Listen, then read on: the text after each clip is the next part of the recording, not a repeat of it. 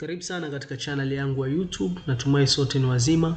Leo nipo katika Windows 11 na nitakwenda kufahamisha some trick ya kuweza kuhide na kuficha folder zako katika desktop yako. Kwa hiyo tayari mimi nipo katika desktop yangu kwa ajili ya kwenda kukuonesha hatua kwa hatua jinsi ya kufanya hivyo. Na hapa tayari sasa hivi unaona icon ambazo zipo katika desktop yangu. Kuna folder, kuna recycle bin pale kama unavyoona. So cha kufanya ili kuweza kuhide folder zote ama vitu vyote ambavyo vipo katika desktop yangu ni ku right click hapa, then kuja katika view, sehemu iliyoandikwa view.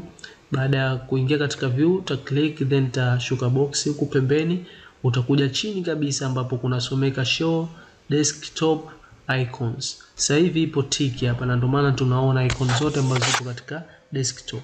Lakini tukiondoa hii tick tayari tumeweza kuhide na icon zote zimeondolewa ambazo zilikuwepo katika desktop. Hivyo ndivyo ambavyo unaweza kuhide file, folder, icons ambazo zinapatikana katika desktop. Na hii itakusaidia sana kama unahitaji kurekodi screen, unafanya activity fulani unahitaji kurekodi screen lakini unahitaji zile folder ambazo zipo katika desktop yako ziweze kutokea, basi unaweza kufanya hivyo kahidi kwa mara moja na una uwezo wa kurudisha. Muda so mrefu nitakufahamisha jinsi ya kurudisha. Vile vile una uwezo wa kutumia katika presentation.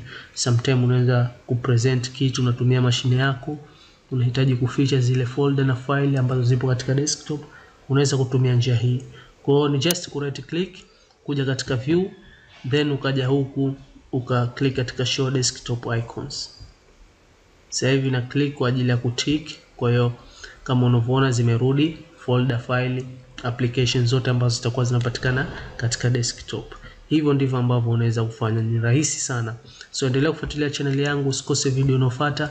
Natumai umeweza kujifunza kitu, share na wengine wapate kujifunza. Asante sana.